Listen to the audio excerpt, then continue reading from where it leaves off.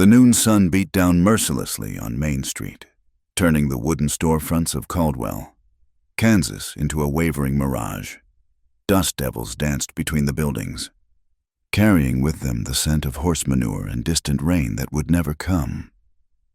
Lena Avery stood before Hull & Sons General Store, her fingers worrying the worn gold band on her left hand. The ring had grown loose these past months, just like everything else in her life since Thomas died of fever last winter. She pushed through the door, setting off a brass bell that seemed too cheerful for her circumstances. The store smelled of pickle brine, leather, and kerosene. Behind the counter, Mr. Hull looked up from his ledger, his expression shifting from welcome to wariness when he recognized her. Mrs. Avery. He nodded curtly. What can I do for you?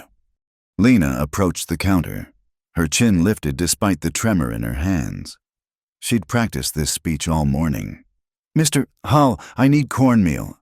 Just a small sack. She pulled the ring from her finger, setting it on the scarred wood between them. I'd like to trade this.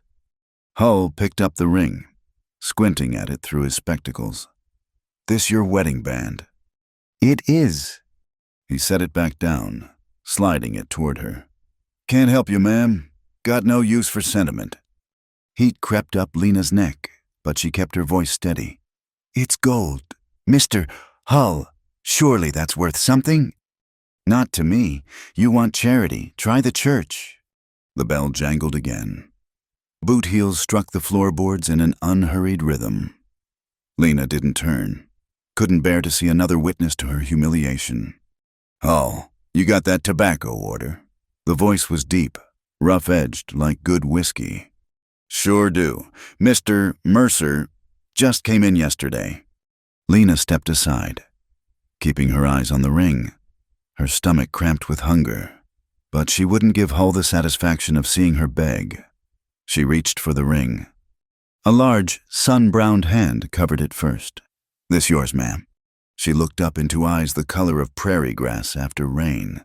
The man was tall, broad-shouldered, with the lines around his eyes that spoke of squinting into too many sunrises. Cole Mercer, if she'd heard right. The Ash Mesa Ranch brand on his vest confirmed it. Yes, she tugged her hand back, but his remained over the ring. Wedding band. She nodded, jaw tight. Cole Mercer studied her for a long moment, taking in her patched dress, the proud set of her shoulders, the shadows under her eyes. Then he turned to Hull. Put a sack of cornmeal on my account. The good stuff. Not that dusty bottom-barrel nonsense you try to pass off. Now, Mr. Mercer. And throw in some bacon, coffee, and a tin of peaches. He picked up the ring, holding it out to Lena. Keep it. Out here, we carry our memories with us. Don't sell them off. Lena stared at the ring, then at him. I can't accept charity. Good thing I'm not offering any. His mouth quirked in what might have been a smile. My cook up and quit last week. Took off with some cattle outfit heading to Wyoming. You know your way around a kitchen. Yes.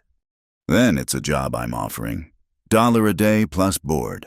Ash Mesa's a half-day's ride north. You interested? Hull sputtered. Mr. Mercer, you don't know anything about this woman. She just rolled into town last month, and her husband died of fever. I heard. Cole's voice carried a warning that shut Hull's mouth. That about right, Mrs. Avery. Yes, she met his gaze directly. Last January, back in Missouri. Sorry for your loss. He seemed to mean it. The offer stands. I'll even throw in lunch at May's boarding house while you think it over. Hull, get that order ready. I'll be back. He guided her out with a light touch on her elbow, barely there but steadying. The street seemed less harsh somehow, though the sun burned just as hot. May Donnelly's boarding house sat at the far end of Main Street, painted yellow with white trim that had seen better days. May herself greeted them at the door, a sturdy woman of 50 with steel-gray hair and kind eyes. Cole Mercer, you bringing me strays now? This is Mrs. Avery, she needs a good meal. May. May's sharp gaze took in Lena's appearance in one sweep. Come on in, honey. Got beef stew today. Fresh bread, too. The dining room was empty this time of day. May brought bowls of thick stew, rich with vegetables and actual chunks of meat. Lena forced herself to eat slowly, though her stomach demanded she wolf it down. You're the widow from Missouri, May said, sitting across from them with her own cup of coffee. Staying at the riverside camp. Lena nodded, shame heating her cheeks. The camp was where the destitute stayed, families living in tents and wagon boxes. Nothing wrong with starting over, May continued. Half the folks in this town are running from something or towards something. That's what the frontier's for. May's right, Cole said. He'd barely touched his own stew, watching Lena eat with an expression she couldn't read. Ash Mesa needs a cook, someone who can handle feeding a dozen hands, keep the kitchen running smooth. It's honest work. Why offer it to me? Lena set down her spoon. You don't know if I can even boil water proper. That stew didn't disappear by itself. You're hungry, but you've got pride. You were ready to trade your wedding ring, but not beg for handouts. That tells me plenty. He leaned back in his chair. Besides, any woman who can keep her dignity dealing with Hull deserves a chance. May chuckled. That man would charge his own mother interest on a cup of sugar. Through the window. Lena caught sight of a group of riders passing.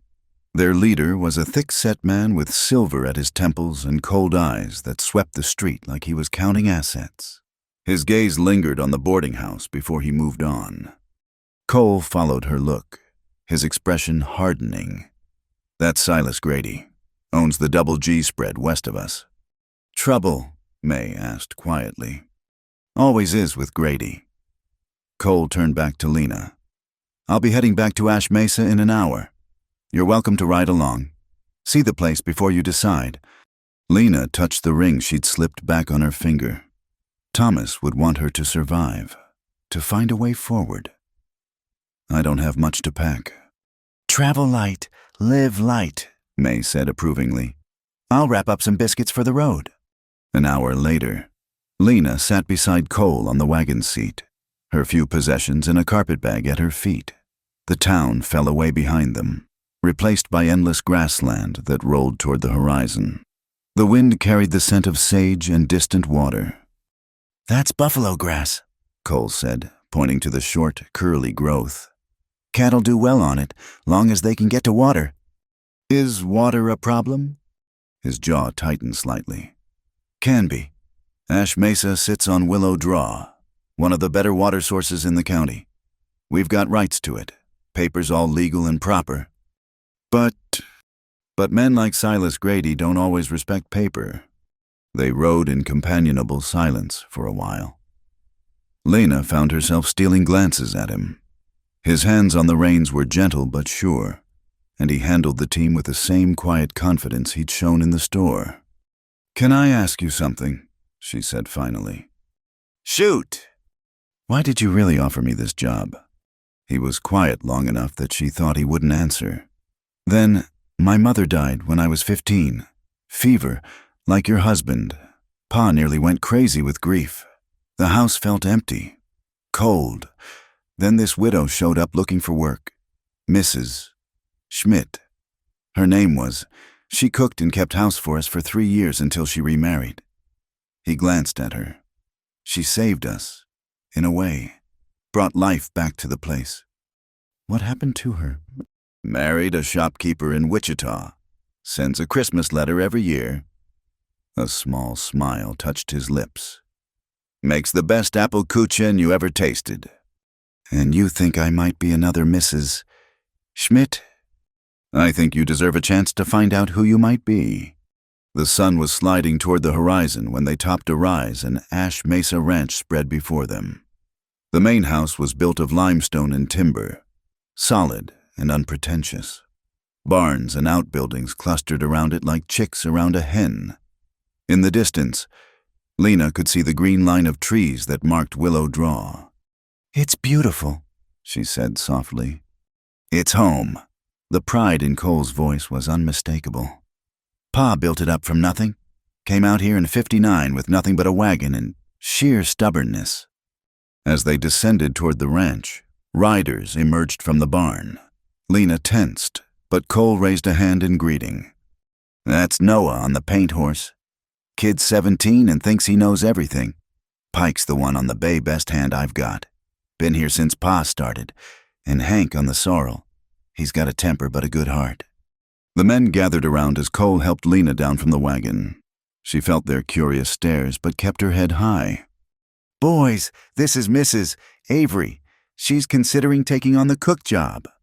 Thank the Lord, Hank burst out. I'm tired of Pike's burnt beans.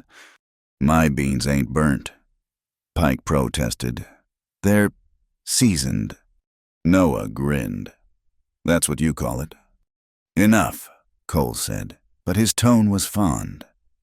Noah, take Mrs. Avery's bag to the kitchen quarters. Pike, let Pa know we're back. The kitchen was a disaster. Dirty dishes piled in the dry sink, the stove covered in grease, flour scattered across every surface. Lena stood in the doorway, hands on hips, surveying the battlefield. The boys tried, Cole said apologetically. They're better with cattle than kitchens. I can see that.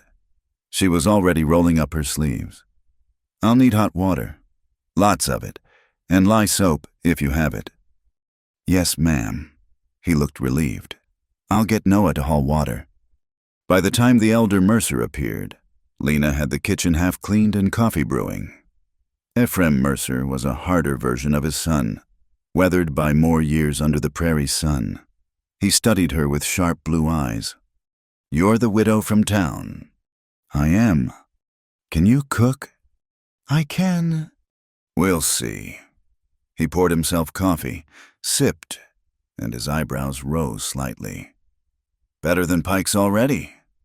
That evening, Lena served her first meal at Ash Mesa Ranch beef and gravy, biscuits light as clouds, green beans she'd found preserved in the pantry.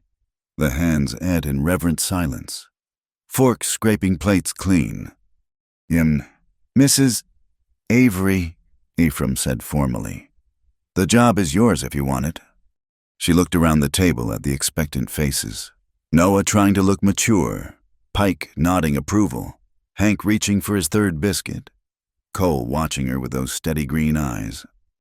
I'll take it, she said. Later, after the hands had bedded down and the kitchen was spotless. Cole showed her the small room off the kitchen that would be hers. It had a narrow bed, a washstand, and a window that looked out toward Willow Draw. It's not much, he said.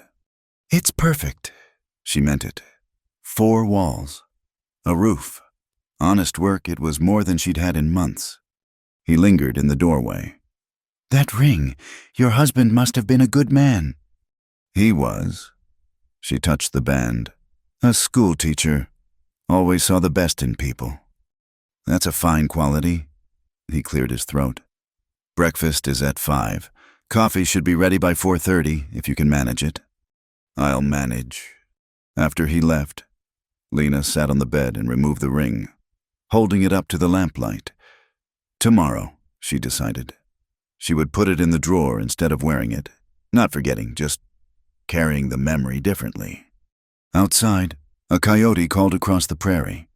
The wind rattled the windows, but inside, for the first time in months, Lena felt something that might have been hope. As she prepared for bed, she didn't see the rider sitting his horse on the distant ridge, watching the ranch through the darkness. Didn't see him turn and ride back toward the Double G spread, where Silas Grady waited for the news of the woman who'd caught Cole Mercer's attention. The prairie held its secrets close, and some storms gathered long before the first cloud showed. 4 o'clock came too soon. Lena woke in the dark, disoriented until she remembered where she was, the small room off the kitchen at Ash Mesa Ranch, her new life. She dressed quickly in the cold, grateful for the thick shawl she'd kept from better days. The kitchen stove had gone cold overnight, and she set about coaxing it back to life, feeding it kindling until flames caught, Soon, the coffee pot was bubbling, filling the air with its bitter perfume. By lamplight, she surveyed her battlefield.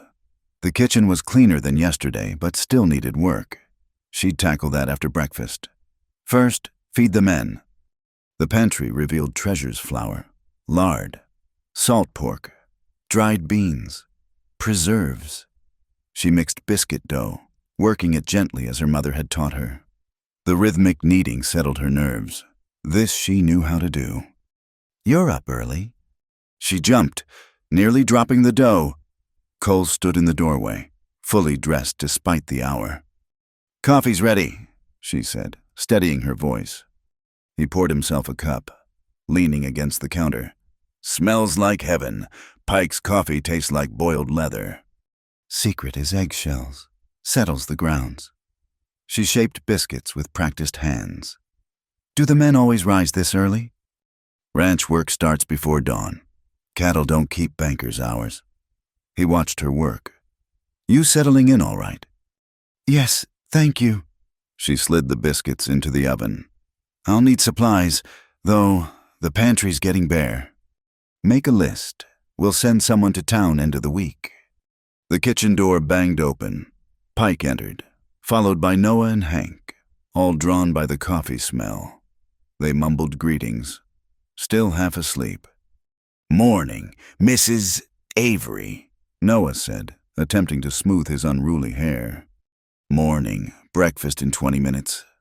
More hands trickled in. Lena counted 12, including 3 she hadn't met.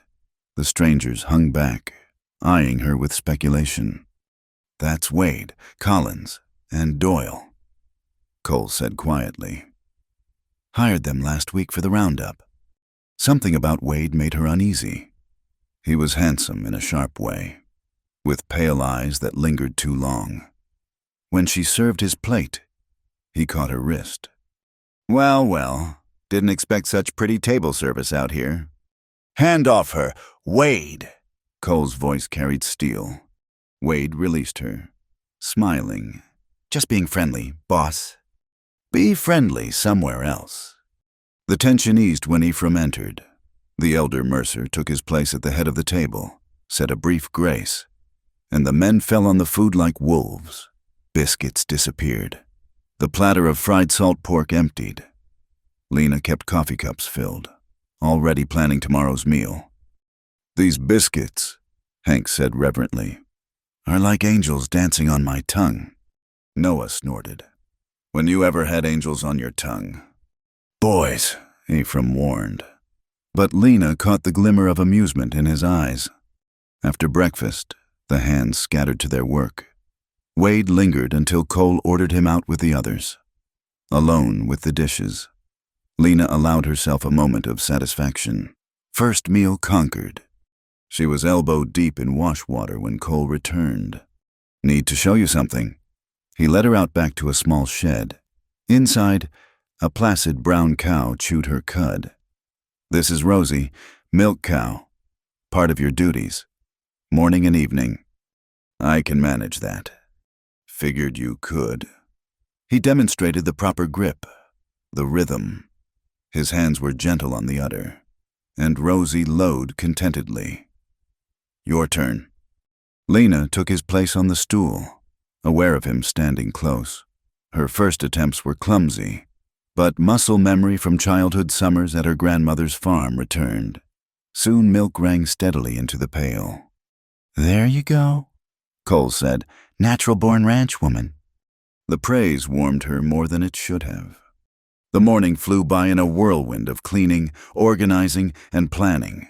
She attacked years of bachelor neglect with vengeful enthusiasm. By noon, the kitchen gleamed. She was kneading bread when Noah burst in. "Mrs. Avery storm coming." Through the window, she saw it, a wall of brown racing across the prairie. Dust storm. "Get the shutters," Cole commanded, appearing from nowhere. "Noah, help her. I'll get the stock secured." They raced to batten down the windows.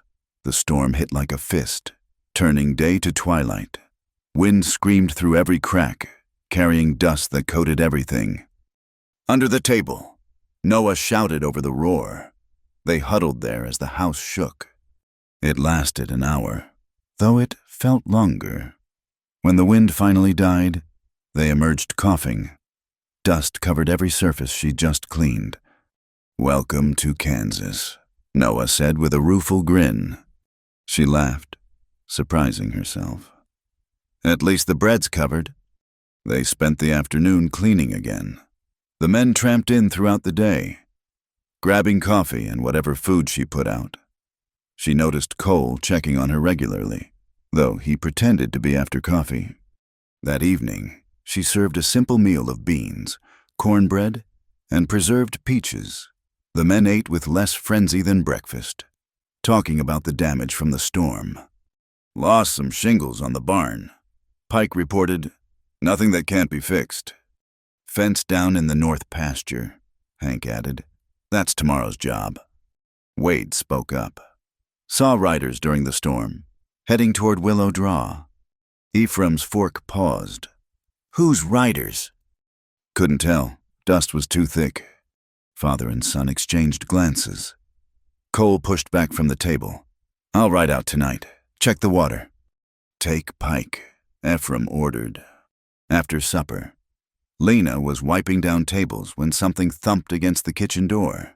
She opened it to find a mason jar of wildflowers on the step. Prairie roses, yellow snapdragons, and purple vervain. "For your room," Cole said from the shadows.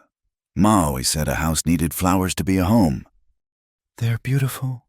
She cradled the jar. "Thank you." He stepped into the light.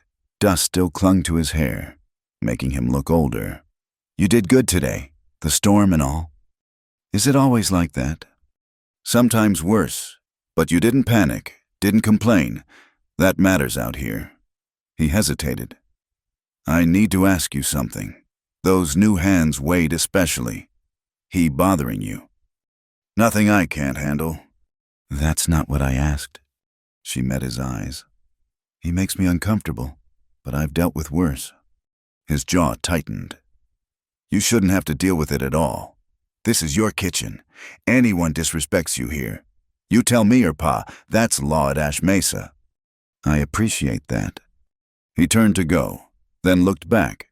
"Lock your door at night, just to be safe." After he left, she arranged the flowers on her windowsill. Through the glass, she could see him and Pike riding out toward Willow Draw, two shadows against the darkening sky. She was banking the stove for the night when Ephraim appeared. The older man moved quietly for his size. "Coffee," she offered. "If you're having some—" They sat at the clean table, lamplight pooling between them. Ephraim studied her with those sharp eyes. "Cole says you're from Missouri." "Yes, near Independence." "Confederate or Union?" "Does it matter?" "Not to me. War's been over 11 years, but some men carry grudges." "My husband was a teacher. He didn't fight." Ephraim nodded slowly. "Smart man. That war tore everything apart. Out here, we try to leave it behind. Build something new." "Is that why you came to Kansas?" "Partly." He sipped his coffee. "My wife, Margaret, had lung troubles. Doctors said the dry air might help. It did, for a while. Gave us 10 more years than they promised." Cole mentioned her. "Boy still misses her. We both do." He set down his cup. "She'd have liked you. Margaret appreciated women with backbone." Footsteps on the porch announced Cole and Pike's return. They entered windblown and dusty. "Well?" Ephraim asked. "Tracks around the draw, shod horses, maybe a half dozen. No damage, but they were scouting." "Double G." "Most likely." Ephraim's expression darkened. "Post a watch. I don't trust Grady any farther than I can throw him." The next days fell into rhythm. Lena rose at 4, had breakfast ready by 5, cleaned and baked through the morning, served dinner at noon, did chores and prepared supper. The work was hard but satisfying. She felt herself growing stronger, her hands roughening, her arms gaining muscle. The men accepted her quickly. Even Wade behaved after Cole's warning, though his eyes still followed her. She learned their preferences. Pike liked his coffee black as sin. Noah had a sweet tooth. Hank could eat his weight in biscuits. She packed extra food in their saddlebags when they rode line, mended tears in their shirts without being asked. "You're spoiling them," Ephraim observed one evening. "They work hard. They deserve decent food and care." Margaret said the same thing. His voice softened. She made this place more than just a ranch, made it a home. Cole often lingered after meals, helping her dry dishes or carry water. They talked about small things, the weather, the cattle, news from town. But sometimes silence stretched between them, comfortable and warm as the kitchen itself. One evening, she found him reading in the main room. Books lined one wall, surprising her. "Ma's library," he explained. She insisted on bringing them from Ohio, said civilization started with books. "She sounds like my husband. Thomas believed education could solve everything."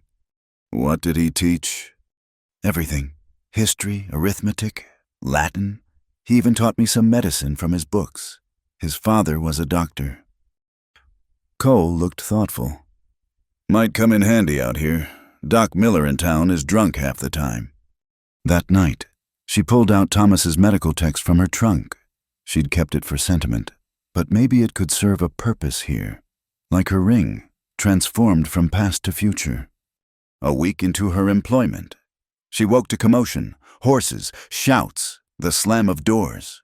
She dressed hastily and found chaos in the yard. Noah lay on the ground, blood soaking his shirt. A cow had gored him, Pike explained. The wound gaped ugly across his ribs.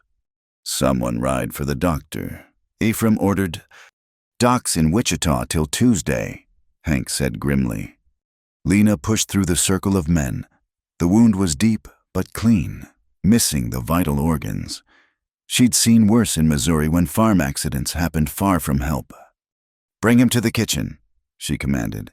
"I need boiling water, clean cloth, and whiskey. The good stuff. Not rot gut." They obeyed without question. On her clean table, she worked as Thomas's father had taught her. Clean the wound, check for debris, stitch carefully. Noah bit down on a leather strap. Tears streaming, but didn't cry out. "You've done this before," Cole said quietly, handing her supplies. "Farmers get hurt, doctors are scarce." She tied off the last stitch. "He needs rest and watching for fever, but he should heal." The men looked at her with new respect. Ephraim squeezed her shoulder. "Thank you." That night, she sat by Noah's bedside, checking his temperature, spooning broth between his lips when he woke. Cole kept her company, reading aloud from one of his mother's books. "You're full of surprises, Lena Avery," he said during a quiet moment. She looked up from checking Noah's bandages. It was the first time he'd used her given name. "We all are, I suppose. The frontier strips us down to essentials and builds us back up stronger." He marked his place in the book. "At least, that's what Ma used to say." Outside, a screech owl called. Noah stirred but didn't wake. In the lamplight, Cole's face was all plains and shadows, handsome in its weathered strength. "Tell me about her." Lena said, "Your mother." So he did, painting a picture of a woman who brought grace to the wilderness without surrendering to it, who insisted on tablecloths for Sunday dinner and proper grammar at all times, who could birth a calf at dawn and play piano at evening. "She sounds wonderful." "She was. Pa nearly went under when she died. The light went out of him." Cole glanced at his father's closed door. "It's coming back, though, slowly." "And you?" He was quiet so long she thought he wouldn't answer. "I loved a girl once, Catherine, banker's daughter from Wichita. Brought her out here. Thought she'd take to ranch life. She lasted 3 months before the isolation broke her. Went back to city life. Married a merchant." "I'm sorry." "Don't be. She wasn't wrong. This life isn't for everyone." He looked at her directly. but you're taking to it like you were born for it. Heat crept up her neck. It's just work. No, it's more than that. He stood, suddenly restless. I should check the watch. You'll be all right with Noah. Yes. At the door, he paused. That ring, you still wearing it? She touched her bare finger, realized she'd removed it days ago without noticing. It's in my room, safe. He nodded and disappeared into the night. Noah recovered, as youth does, quickly and completely. Within a week, he was begging to return to work. Lena kept him in the kitchen, helping her until Cole declared him fit for light duties. You saved my life, Noah said earnestly, peeling potatoes. I won't forget. You'd have done the same for me. Course I would. We take care of our own at Ash Mesa. Our own. The words settled warm in her chest. That afternoon, she was hanging laundry when Wade approached. She tensed but kept working. Quite the frontier angel, aren't you? His tone was light but edged. Cooking, doctoring, probably warming beds too. What do you want, Wade? Just curious about you. Woman appears from nowhere, catches the boss's eye, moves right in, makes a man wonder. Wonder somewhere else. He stepped closer. Unfriendly. And here I thought Missouri women had manners. They do. For gentlemen. His face darkened. Before he could respond, Pike appeared. The older man said nothing, just stood with hand on his gun until Wade sauntered away. That one's trouble, Pike said quietly. Watch yourself. She nodded, grateful for the protection. But Wade's words lingered. Was she too comfortable here? Was she reading too much into Cole's kindness? That night at supper, she caught Wade whispering to Collins and Doyle. They glanced her way, smirking. She served their plates without comment, but Cole noticed. After the meal, he cornered her in the kitchen. What did Wade say to you? Nothing worth repeating. Lena, just her name, but weighted with concern. She faced him. He implied I was earning my position here through means other than cooking. Cole's expression went dangerously still. I'll handle it. No, please, it'll only make things worse. This is my ranch, my rules, and I'm asking you to let it go. I've heard worse. Words don't break me. He studied her for a long moment. All right, but if he crosses any other line, then I'll let you know, I promise. Later, putting away the clean dishes, she found a note tucked under a plate. Wade's scrawled hand. Got friends interested in Ash Mesa. Might want to think about being friendlier. She burned it in the stove, watching the threat curl to ash. Whatever Wade was planning, she wouldn't be his lever. But that night, she checked her door lock twice and kept Thomas's old knife under her pillow. The frontier might be building her stronger, but it was teaching her caution too. Through her window, she could see light in the main house where Cole often read late. The sight comforted her. Whatever tomorrow brought, she wasn't facing it alone. The morning sun cast long shadows across the corral where Cole worked with a young Mustang. Lena paused at the kitchen window, dish towel in hand, watching him move with fluid grace around the skittish animal. He spoke low and steady, hands gentle but firm, coaxing trust from wildness. Man's got a way with horses, Pike said behind her. She hadn't heard him enter. Coffee's fresh, she said, turning from the window. Pike poured himself a cup, eyes knowing. Got away with more than horses, I reckon. Before she could respond, a shout split the air. Through the window, she saw Cole on the ground, the Mustang rearing above him. Without thought, she ran. By the time she reached the corral, Noah and Hank had driven the horse back. Cole sat in the dust, cradling his left arm, face white with pain. Shoulders out, he gritted through clenched teeth. The men exchanged worried looks. Ephraim was in town. Doc Miller might as well be on the moon. I can help, Lena heard herself say.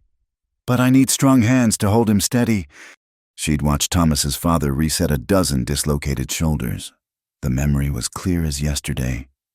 Pike, brace him from behind. Hank, hold his good side. This will hurt. Cole met her eyes, nodded once. She took his arm, feeling carefully for the displacement. There the ball of the joint sat wrong beneath the muscle. On 3, she said. 1, 2. She pulled and rotated in one smooth motion. The joint slipped back with an audible pop. Cole's breath hissed out, but he didn't cry out. Jesus, Mary, and Joseph, Hank breathed. Where'd you learn that? My father-in-law was a doctor. She was already checking Cole's range of motion. Flex your fingers. Good. Now, carefully. Try to move your arm. He obeyed, wincing but mobile. Feels like it's back where it belongs. You need a sling for a few days, and no horse breaking. She helped him to his feet, acutely aware of her hands on his skin. Come to the kitchen. I'll fashion something. The men dispersed, murmuring amongst themselves. In the kitchen. She worked in focused silence, tearing strips from a clean flour sack. Cole sat at the table, watching her with an expression she couldn't read. You're full of surprises, Lena Avery. Just practical skills. She fashioned the sling, trying not to notice the warmth of his chest as she adjusted it. Hold still. Yes, ma'am. A smile played at his lips. You always this bossy with your patients. Only the stubborn ones. She tied the final knot. There. How does that feel? He moved experimentally, like I've been tended by an angel. Heat flooded her cheeks. She busied herself putting away supplies. Hardly an angel, just someone who paid attention to her father-in-law's teachings. Tell me about him, your husband's father. She returned to the table, pouring coffee for them both. Dr. Andrew Hartley. He was formidable, trained in Philadelphia, came west for his health, insisted on teaching me basic medicine, said a teacher's wife should know how to tend more than just minds. Smart man. And your husband agreed? Thomas encouraged it.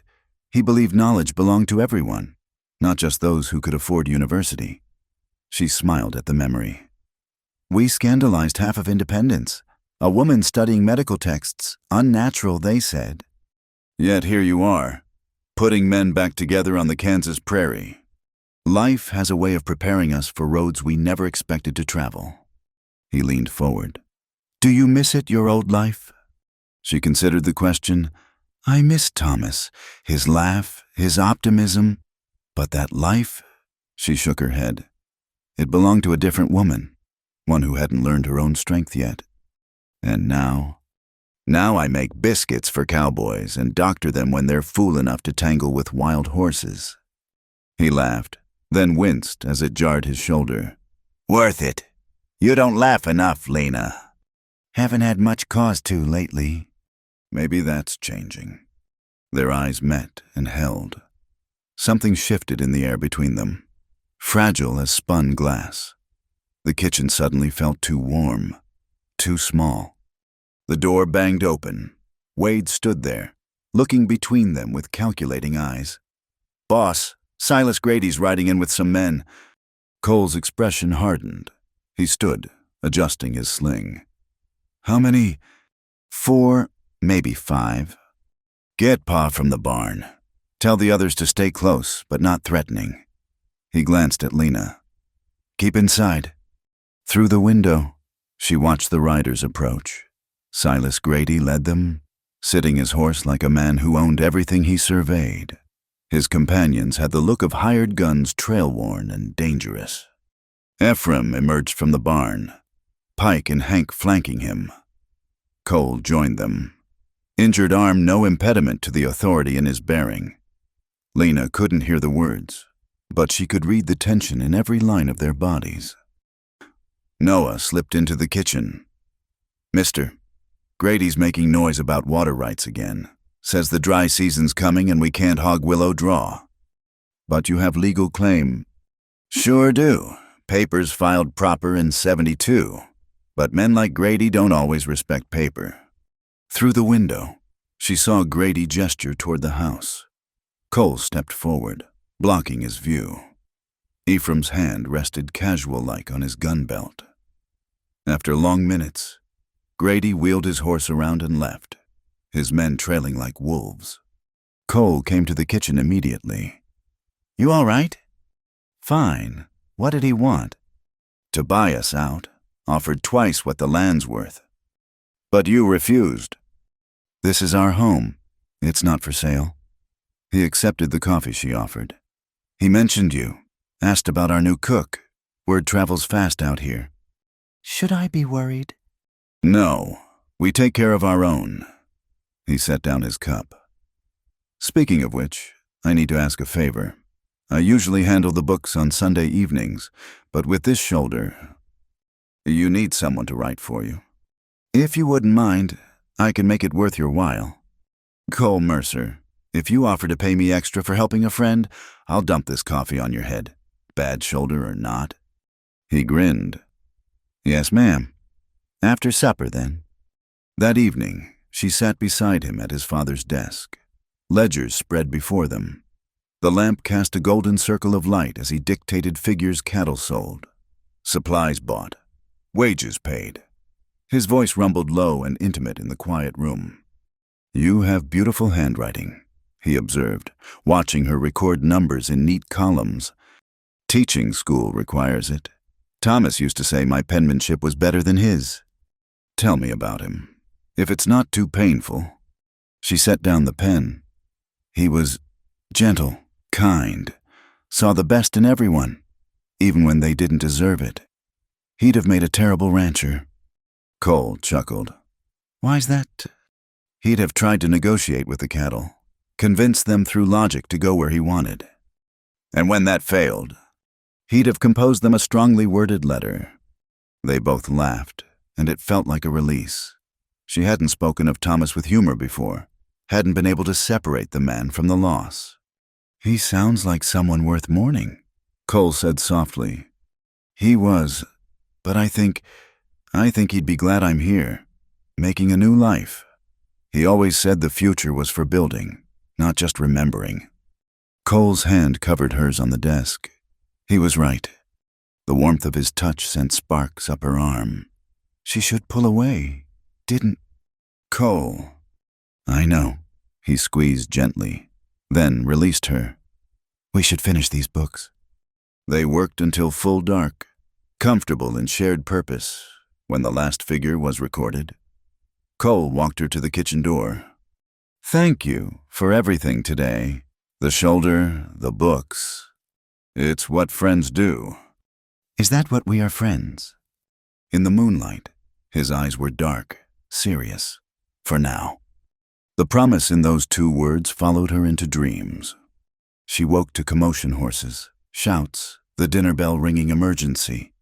Pulling on her wrapper, she ran outside.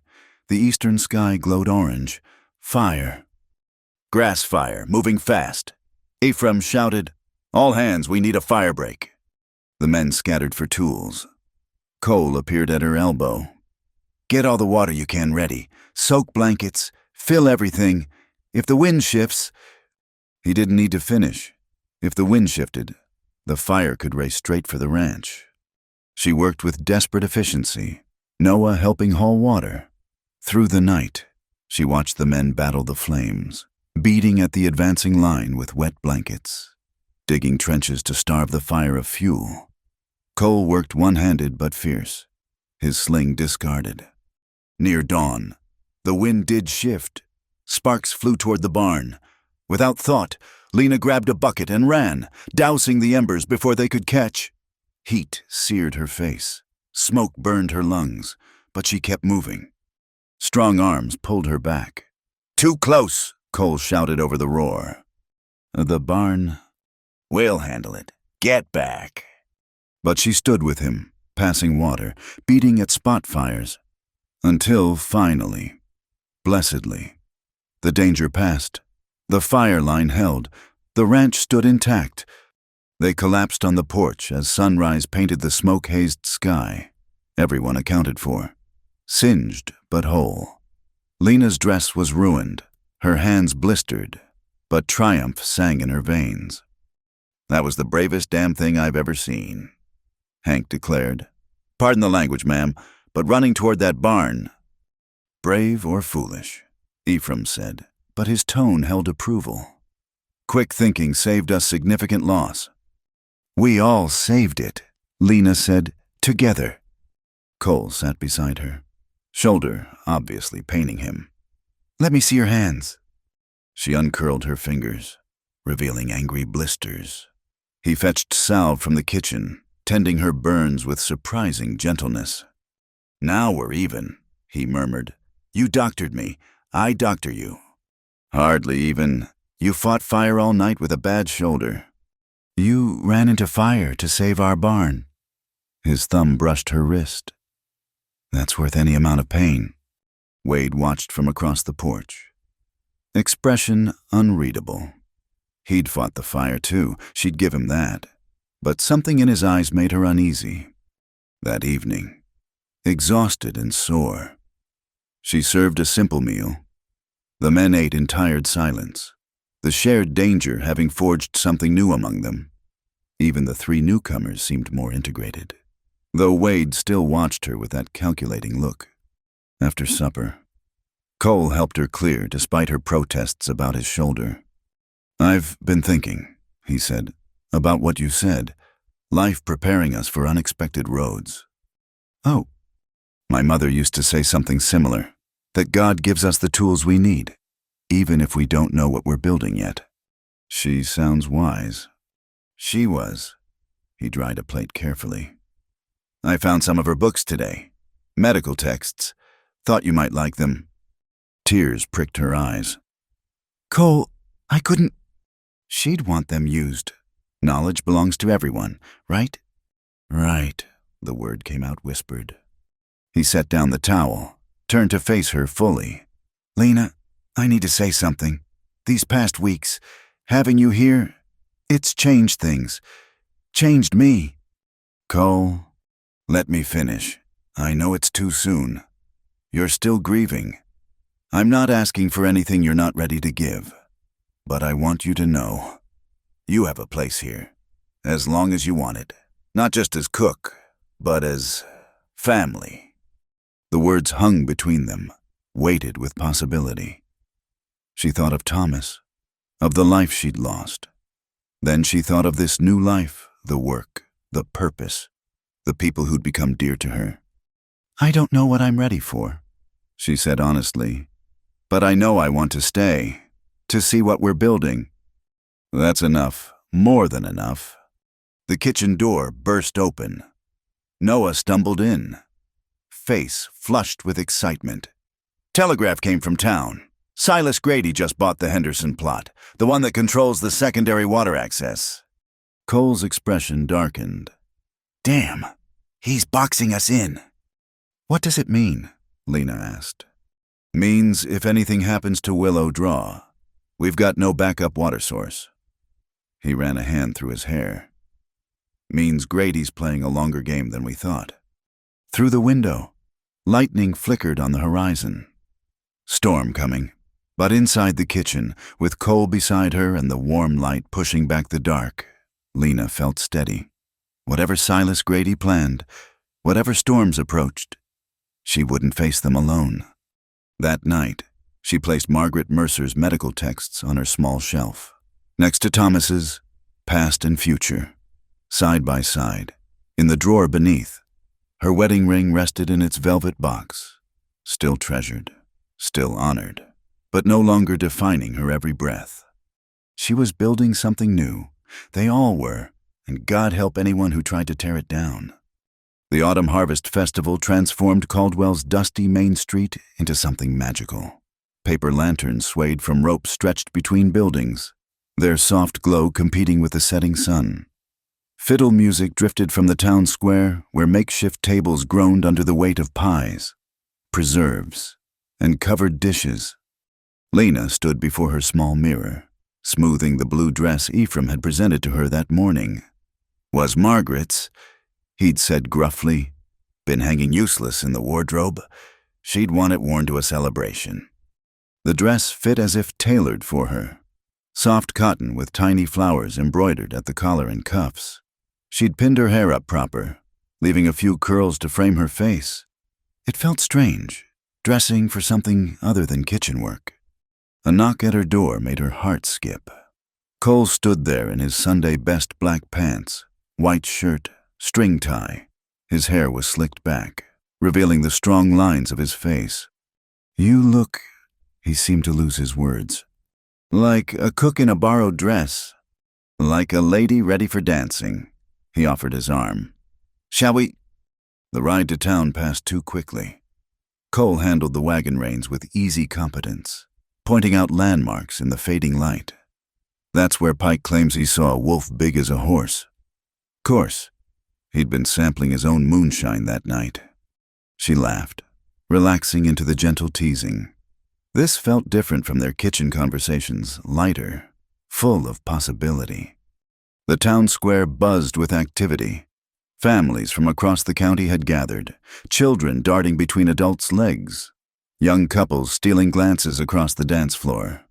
May Donnelly waved from her booth where she sold apple cider. "Lena, don't you look fine as cream gravy?" And Cole Mercer, finally remembering there's more to life than cattle. Evening, May. Cole touched his hat brim. "Save us some of that cider." "Already put aside a jug." May's eyes twinkled.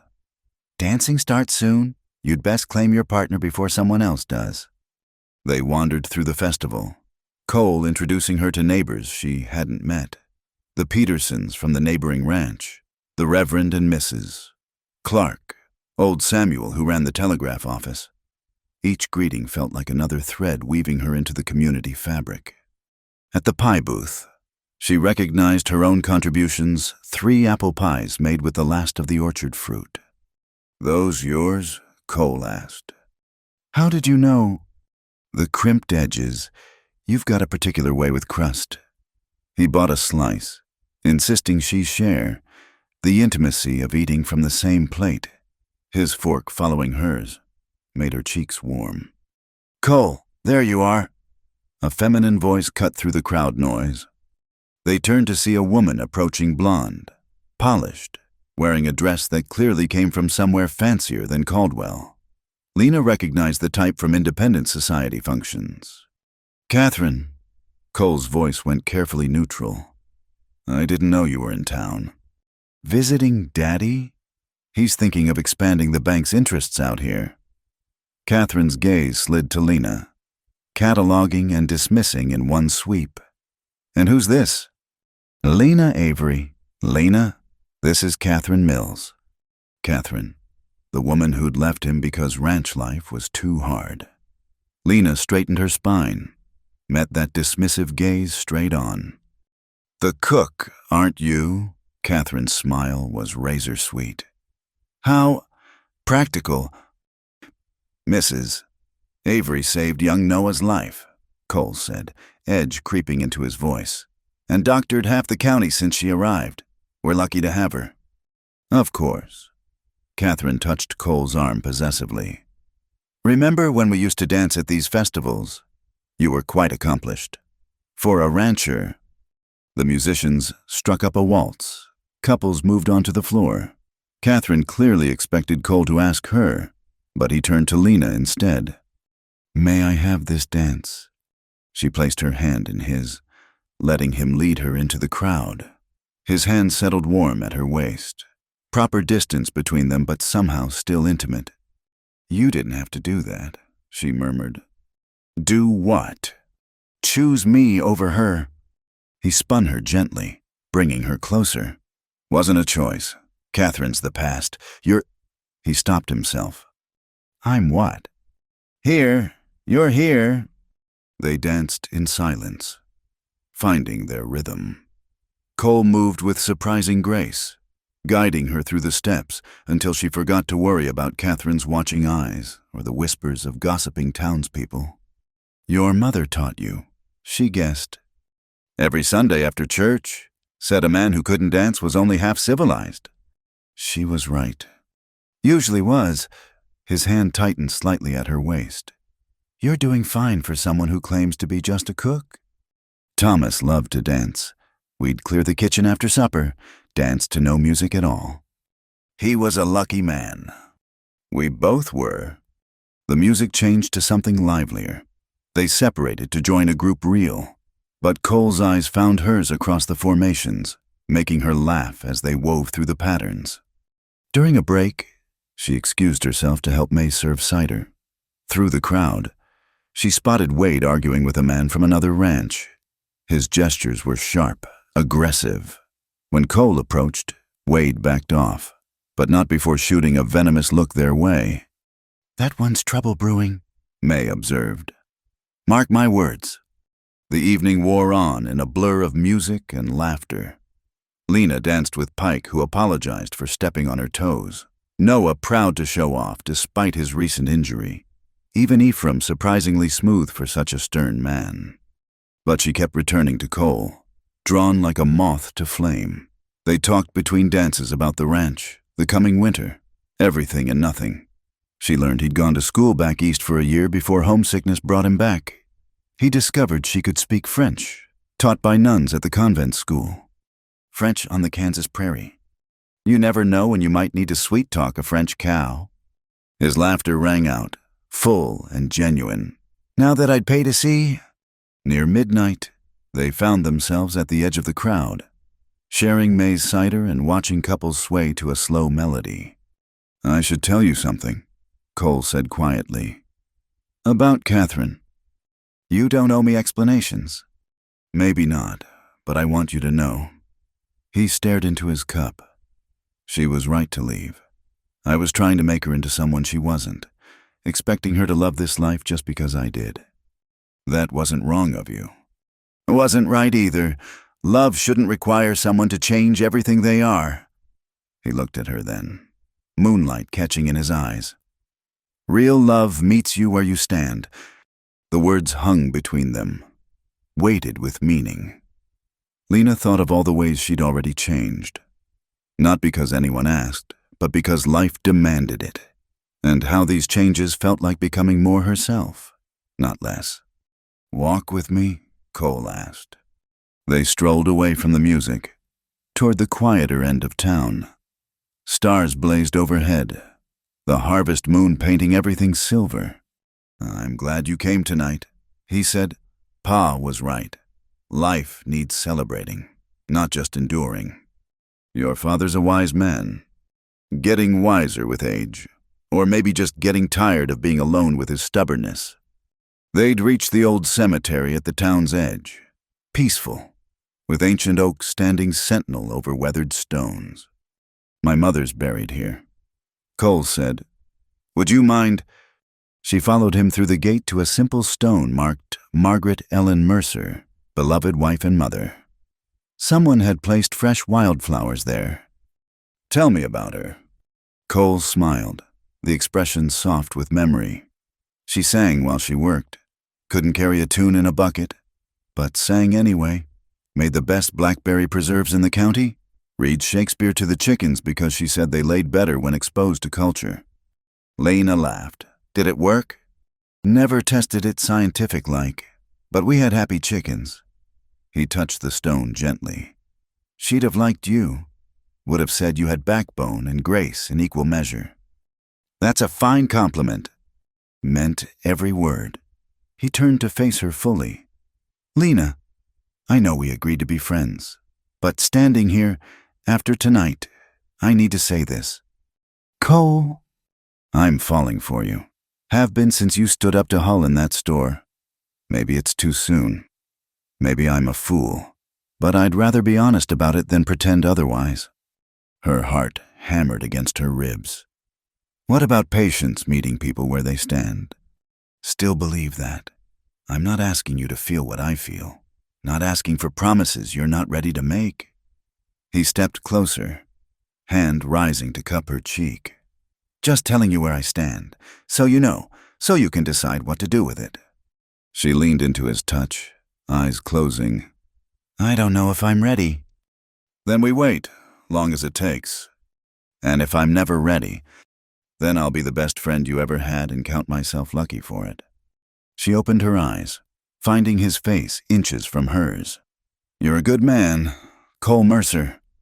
Trying to be. The kiss was inevitable as sunrise soft, questioning, a barely there brush of lips. She didn't pull away, neither did he press for more. They stood suspended in the moment, forehead to forehead, breathing the same air. A shout shattered the peace. Back toward town, raised voices and the crash of breaking glass. They ran toward the commotion, finding a crowd gathered around two men wrestling in the dirt. Wade and the cowboy from the other ranch, trading blows with vicious intent. Cole waded in, hauling Wade back. That's enough. Wade shook him off, spitting blood. Mind your own business, Mercer. You are my business when you're on my payroll. Sleep it off or collect your wages and move on. For a moment, violence crackled in the air. Then Wade laughed, ugly and knowing. Sure, boss. Wouldn't want to cause trouble at your little romance party. He staggered off, but not before catching Lena's eye. The look he gave her was pure malice. I don't trust that man, she said quietly. Neither do I. Not anymore. Cole flexed his fingers, watching Wade disappear into the darkness. I'll have Pike keep an eye on him. The festival was winding down. Families loading into wagons for the journey home. They helped May pack up her booth, then joined the exodus. The ride back was quieter, both lost in thought. But when Cole helped her down from the wagon, his hands lingered at her waist. Thank you for tonight, she said, for the dancing, the company, everything. Thank you for saying yes. He touched his hat brim, started to leave, then turned back. That kiss, I won't assume it means anything you don't want it to mean, but I'm glad it happened.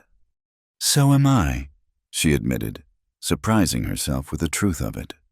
Inside her room, she hung Margaret's dress carefully in the wardrobe. Through the window, she could see lights still on in the main house. Was Cole thinking of their dance, their kiss, or was he worrying about Wade, about Grady's machinations?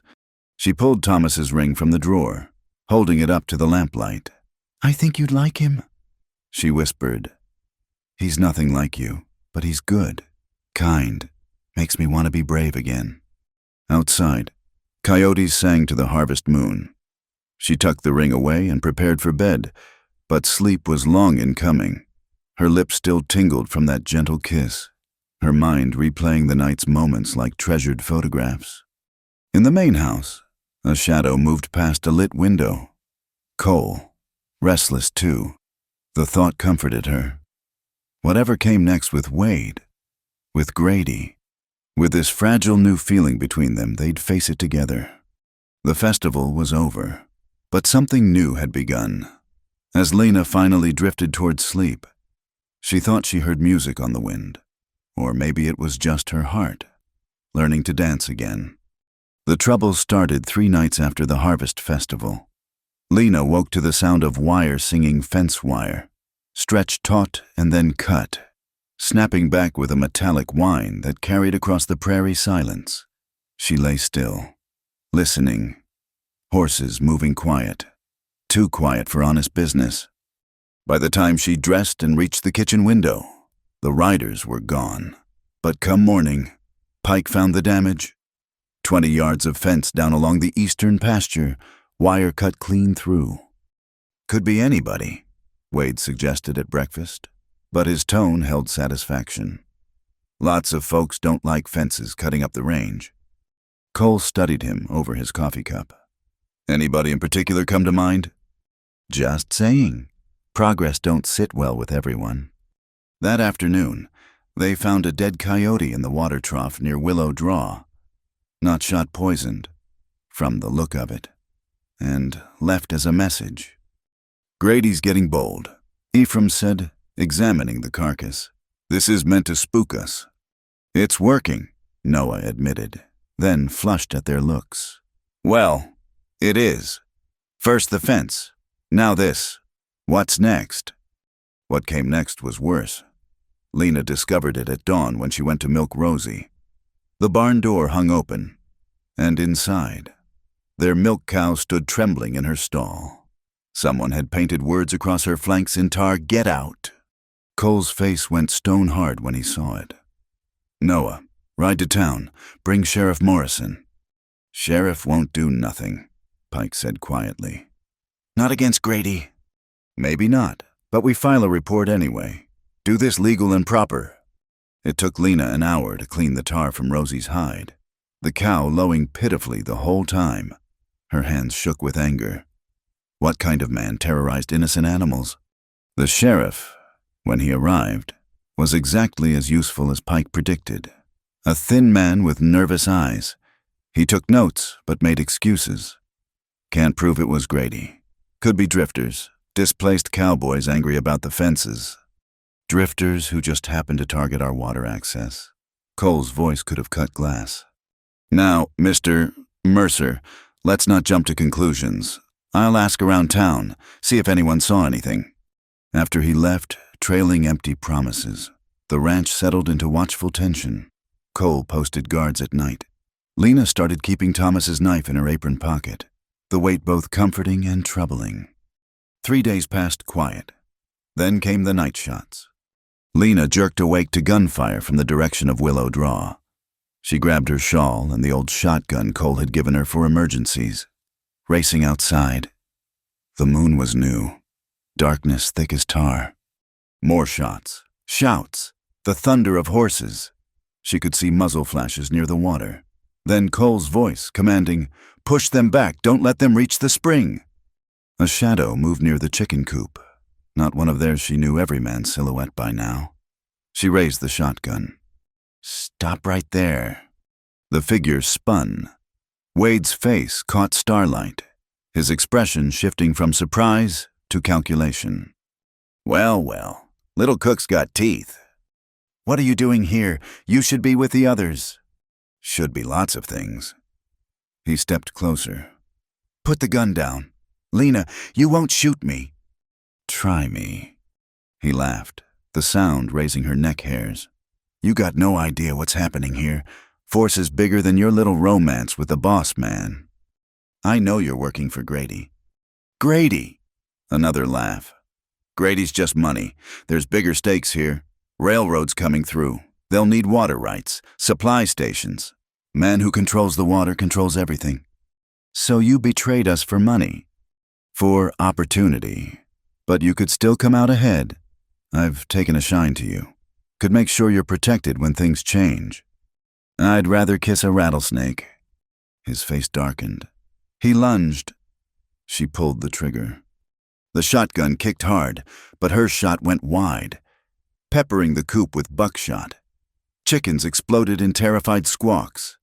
Wade cursed, diving aside, then scrambled toward the horses.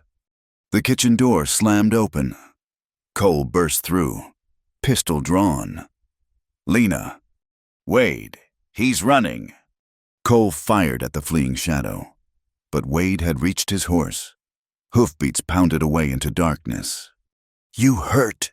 Cole's hands ran over her arms, checking. "No, I'm fine." He was here, sneaking around. He admitted working for someone. Not just Grady said something about the railroad. More horses approached. Pike and Hank, faces grim in the lamplight spilling from the kitchen. Drove them off. Pike reported. "But Billy caught a bullet. Noah's with him." They found Noah pressing a bloody cloth to his friend's shoulder. Billy, a young hand hired just that month, groaned but stayed conscious. Lena took over, her emergency training kicking in. "Bullet's still in there," she diagnosed. "Get him to the kitchen table. I need hot water, clean cloth, and whiskey." The men obeyed without question, under the bright kitchen lamps. She worked to extract the bullet while Cole held Billy steady.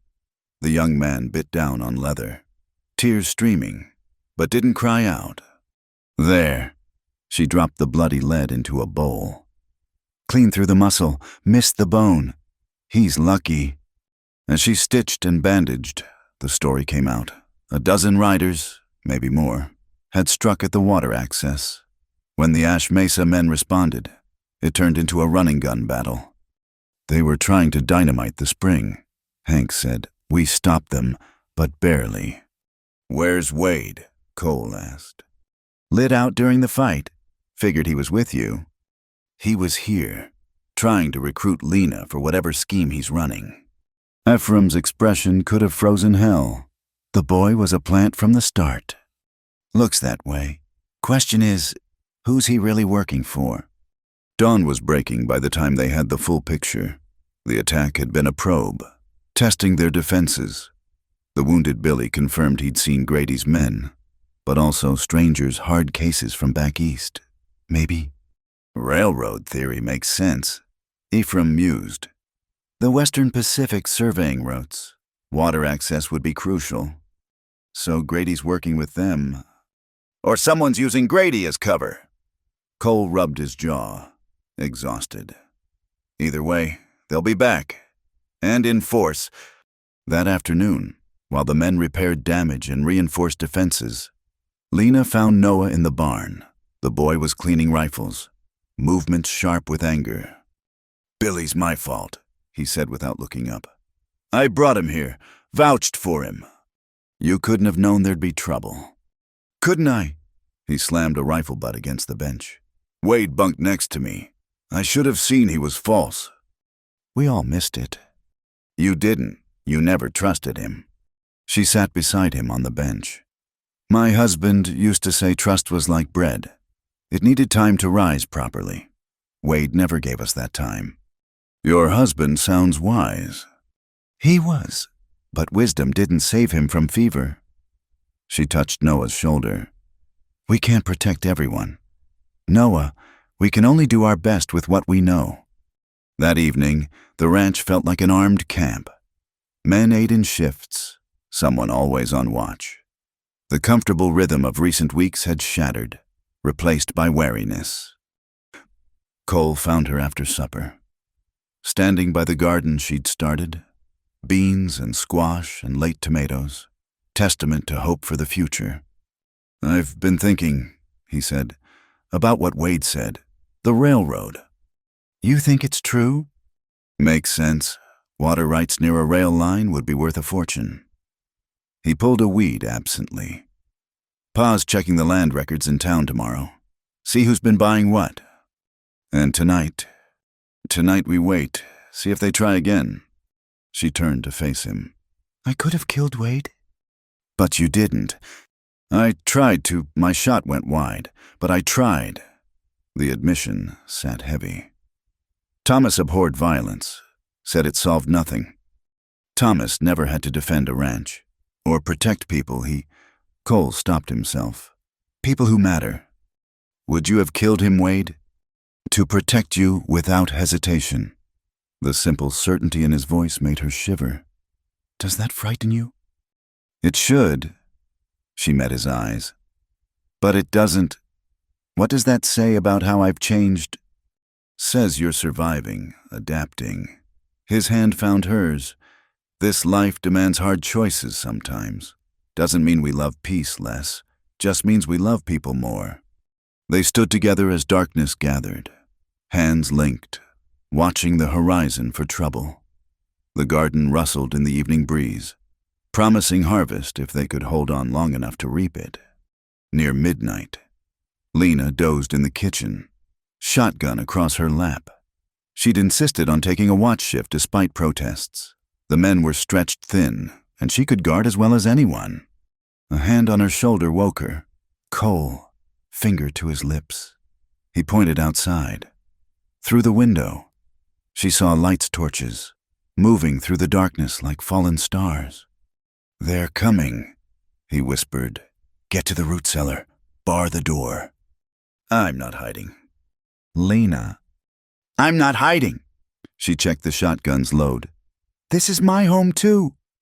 He looked like he wanted to argue, but shouts erupted outside. No time. He pressed a quick, fierce kiss to her forehead. Stay close to cover. Then the night exploded. Raiders swept in from 3 directions, torches arcing through the air toward the barn, the haystacks, anything that would burn. Gunfire crackled. Men shouted, "Somewhere!" Noah's voice rose in a rebel yell.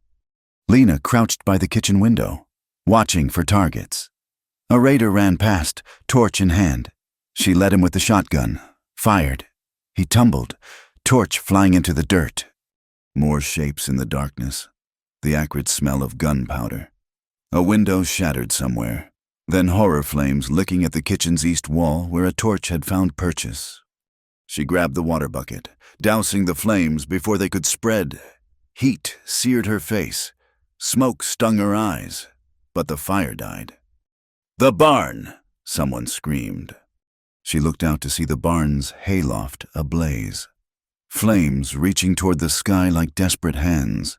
If it spread to the main structure, they'd lose everything: tools, feed, the horses still in their stalls. Without thought, she ran. Raiders and defenders swirled in combat, but she dodged through them, reaching the barn's water barrels. Pike appeared beside her. Then Cole, all three attacking the flames with buckets, blankets, anything at hand. "The horses!" Noah tried to plunge into the smoke-filled barn. Cole hauled him back. Too dangerous. But Lena heard Rosie's terrified lowing. Her gentle cow, trapped and afraid. She grabbed a wet blanket, threw it over her head, and dove through the doors. Smoke blind. Heat tremendous. She felt along the stalls, found Rosie, fumbled with the latch. The cow burst free, nearly trampling her in panic. One by one, she released the horses, slapping their rumps to drive them out. Hands grabbed her, pulled her stumbling into clean air. "Cole!" His face stark with fear and fury. "Are you insane?" She coughed, couldn't answer. Around them, the battle was turning. The raiders, meeting stiffer resistance than expected, began pulling back. Someone shouted retreat. Hoofbeats thundered away. But the barn still burned. They fought it through the remaining darkness. Bucket brigade from the well, every hand working desperately. As dawn broke, exhausted and smoke blackened, they stood before the skeletal remains of the loft. The main barn survived, scarred but standing. "Could have been worse," Pike said wearily. "Could have been better," Ephraim countered. He'd taken a graze along his ribs, blood staining his shirt. "Anyone see Grady himself?" "No, but I saw Collins," Hank reported. "That sidewinder who hired on with Wade." In the growing light, they counted costs. 2 men wounded besides Ephraim, the barn damaged, fences cut in multiple places, a season's worth of hay destroyed, but no lives lost. The ranch still stood. "They wanted to break us," Cole said. "Make us run." "Instead, they made us mad," Noah said fiercely. Lena served coffee with shaking hands. Reaction setting in. She'd shot at a man, run into a burning building, risked everything for a milk cow. Who was this woman wearing her body? Cole appeared at her elbow. "That was the bravest, most foolish thing I've ever seen." "Which part?" "All of it."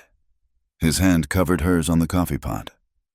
"When I saw you run into that barn, I couldn't let Rosie burn." "To hell with Rosie! I thought—" His voice cracked. "I thought I'd lost you." The raw emotion in his words undid her. The coffee pot clattered to the table as she turned into his arms, burying her face in his smoke-stained shirt. He held her tight, heedless of watching eyes.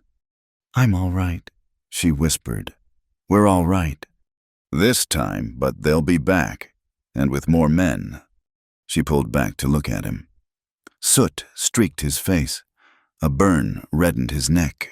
Exhaustion lined his eyes, but underneath blazed determination hard as bedrock. "Then we'll be ready," she said simply. That afternoon, unexpected help arrived. Riders from neighboring ranches, word having spread. The Petersons, the Clearys, even crusty Ben Morrison from the Box T, they came with tools, supplies, and most importantly, guns. "Grady hits one of us, he hits all of us," Peterson declared. "Man's gotten too big for his britches." As the neighbors worked to repair damage, Cole pulled Lena aside. They walked to the knoll overlooking Willow Draw, where the spring bubbled eternal, the prize everyone fought over. "I need to say something," he began. "After last night, Lena, this is going to get worse before it gets better. If you want to go back to town, stay with May until—" "If you finish that sentence, Cole Mercer, I'll push you in the spring." "Despite everything," he smiled, "you would too. This is my home. These are my people." She touched his face, thumb brushing a soot smudge. "And you're my future, if you'll have me." His breath caught. "Are you saying—" "I'm saying I'm done looking backward, done being afraid." She thought of the barn, the flames, the choice to run toward danger instead of away. "I choose this. Choose you." He kissed her then, there above the contested water, with the smell of smoke still in the air, an uncertain tomorrow looming. But the kiss tasted of promise, of partnership, of love growing strong in hostile soil. When they returned to the ranch, a familiar figure waited on the porch. Sheriff Morrison, looking even more nervous than usual. "Got news," he said. "Wade Garrison's in custody in Dodge City. Tried to rob a mail coach, got himself shot in the process. He's talking, trying to trade information for leniency." "What's he saying?" Ephraim demanded. "Says Silas Grady's working with Eastern investors. Railroad money, like you suspected. Plan was to force you out, buy cheap, sell dear when the rails come through." "Will you arrest Grady?" The sheriff shifted uncomfortably. "Need more than the word of a captured thief. But I'll be watching closer now. That's something." It wasn't much, but it was a start. That night, as Lena prepared supper for the expanded crew of defenders, she felt the change in the air. They'd survived the first real assault, drawn their community close, proven their determination to stand. Through the kitchen window, she watched Cole and his father planning defenses with the neighbors. Her heart swelled with fierce pride. This was what Thomas had always talked about, people standing together, building something larger than themselves. In the barn, Rosie lowed softly, safe in her repaired stall. The sound made Lena smile. Perhaps she had been foolish to risk herself for a cow, but that impulse to protect what mattered, no matter the cost, that was what would see them through. Tomorrow would bring new challenges. Grady wouldn't give up easily. The railroad investors would find other tactics, but tonight, with her adopted family gathered safe around her, Lena Avery allowed herself to hope. The frontier demanded courage. It was a good thing she'd finally found hers. Winter settled over Ash Mesa Ranch like a benediction, covering the scars of battle with pristine snow. The burnt timbers of the barn had been replaced, new wood golden against the white landscape. Fresh glass gleamed in windows that raiders had shattered. Life, stubborn as prairie grass, had pushed through violence toward renewal.